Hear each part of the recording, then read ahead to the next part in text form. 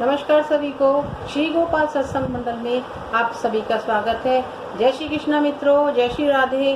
आज हम आपको हरियाली तीज के बारे में बताने जा रहे हैं कि हरियाली तीजें हमारे भारतवर्ष में क्यों मनाई जाती हैं, इसका क्या महत्व है और इसको कैसे मनाना चाहिए। तो सबसे पहले हम बताते हैं हरियाली तीज कब मनाई जाती है।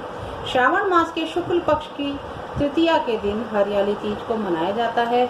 जैसा नाम वैसा ही ये त्योहार है। चारों तरफ हरियाली ही हरियाली होती है और अपने जीवन में हरियाली बनी रहे, हरा भरा रहे हमारा परिवार, इसलिए हम इस त्योहार को मनाते हैं। क्यों मनाते हैं, ये कैसे मनाते हैं? ये त्योहार सुहागन स्त्रियां अपने अखंड सौभाग्य की प्राप्ति के लिए मनाती हैं। इस दिन नवविवाहित लड़कियां अपनी माँ के घर आती हैं और गौरी शंकर भगवान की बड़ी श्रद्धा के साथ पूजा करती हैं। पूजा इस प्रकार से करती हैं, हे पार्वती माता, जैसे आपको बार बार शिव पति के रूप में मिले, हमारे भी अखंड सौभाग्य को अखंड रखना और हमें हमारे पति की लंबी आयु करना। कहा जाता है कि भगवान शंकर ने आज के दिन पार्वती जी को उनके पुराने जन्मों के बारे में याद दिलाया था, इसीलिए हम इस त्योहार को गौरी शंकर के नाम से मनाते हैं। आज के दिन स्त्रियां मिट्टी के लक्ष्मी, गणेश और पार्वती जी की मूर्तियां बनाती हैं और पार्थिव शिवलिंग की पूजा करने का विधान भी बताया गया है। कहा जाता है कि आज के दिन हरी हरी चूड़ियां पहननी चाहिए, मेहंदी लगानी चाहिए, महावर लगाना चाहिए और सब सुहागन स्त्रियों को पूरा श्रृंगार करके माँ पार्वती जी की पूजा करनी चाहिए। यह पूजा पार्वती जी को अति प्रसन्न है और कहीं कहीं पर तो पार्वती जी के साथ गणेश जी की पूजा भी की जाती है।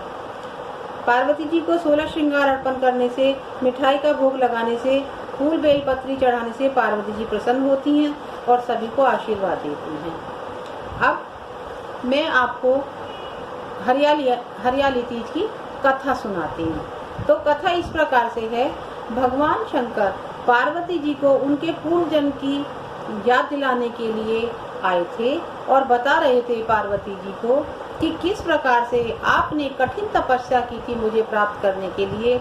आपने अन्न जल का त्याग कर दिया था, आपने पत्ते खा करके कुछ समय तपस्या की, उसके बाद आपने फल फूल पत्ते सब छोड़ दिया था और केवल हवा के ऊपर जीवित रह करके आपने तपस्या की थी और तब मुझे प्राप्त किया था। तुम्हारी तपस्या के कारण तुम्हारे पिता बहुत परेशान रहते थे और उन्हें चिंता रहती थी कि मेरी पुत्री विवाह योग्य हो गई है, विवाह का समय हो गया है, लेकिन मेरी पुत्री विवाह के लिए मानती ही नहीं है और दिन रात तपस्या में लीन हो जाती है। उनको चिंतित देख करके एक दिन नारद जी आए, आकर के बोले, नारायण नारायण। महाराज पर्वतराज हिमालय ने पूछा, आइए ऋषिवर, क्या समाचार लाए हो? तो नारद जी ने कहा कि विष्णु भगवान आपकी पुत्री के साथ विवाह करना चाहते हैं क्योंकि वह आपकी पुत्री की तपस्या से बहुत प्रसन्न है। यह सुनकर पर्वतराज हिमालय बहुत खुश हो गए और उन्होंने अपनी पुत्री का विवाह विष्णु भगवान के साथ करने के लिए तैयार हो गए। ये बात जब पार्वती जी को पता लगी तो वह बहुत दुखी हुई और वह दुखी रहने लगी तो उनकी सहेली उन्हें देख करके परेशान रहने लगी और बार बार पूछने लगी, ए बहन, तुम्हें क्या कष्ट है? तब एक दिन पार्वती जी ने कहा कि मैं शिव शंकर को पति के रूप में पाना चाहती हूँ और मेरे पिता ने मेरे विवाह की बात विष्णु भगवान के साथ पक्की कर दी है।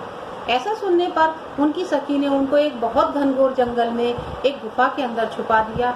वहाँ पर पार्वती जी बालू मिट्टी के शिव जी बना करके उनकी तपस्या करने लगी, उनकी पूजा करने लगी और जब इतनी कठिन तपस्या पार्वती जी ने की तो भगवान भोलेनाथ प्रसन्न हो गए और एक दिन आकर के उनसे कहने लगे, हे पार्वती, मैं तुमसे प्रसन्न हूँ और तुम क्या चाहती हो, अपनी मनोकामना मुझे बताओ।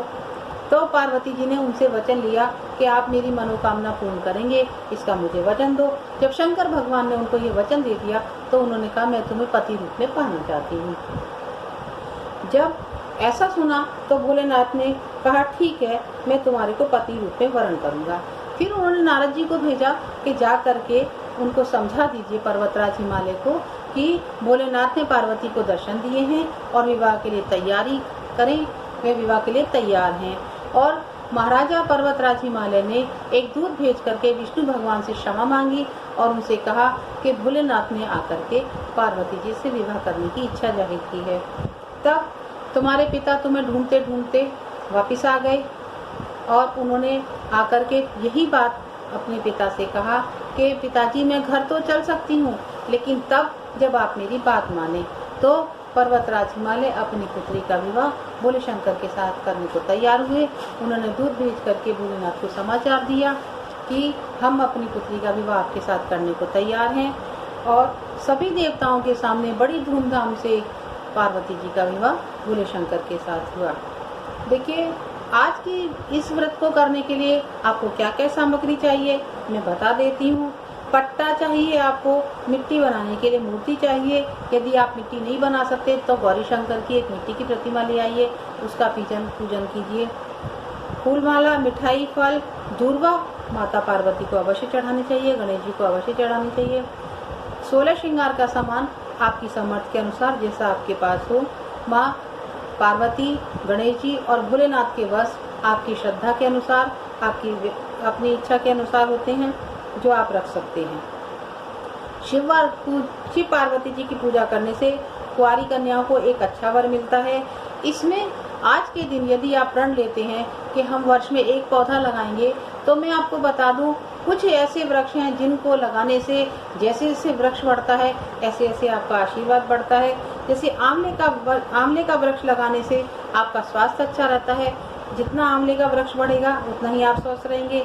पीपल में ब्रह्मा विष्णु महेश का वास होता है, इससे आपको सद्गति मिलती है। नीम गुड़हल का पेड़ लगाने से घर में शांति रहती है, रोगों से मुक्ति होती है।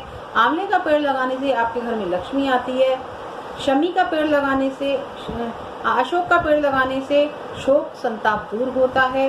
पाकर का पेड़ लगाने से बुद्धि, ज्ञान और उत्तम पत्नी मिलती है।